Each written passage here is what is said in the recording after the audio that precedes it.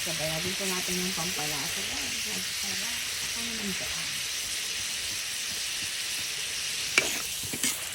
Isang lang dito yan guys para maging transparency pa yung ating okra.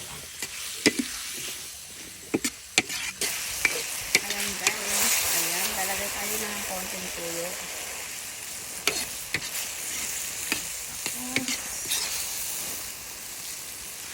Lagay na din po natin ng konting suka.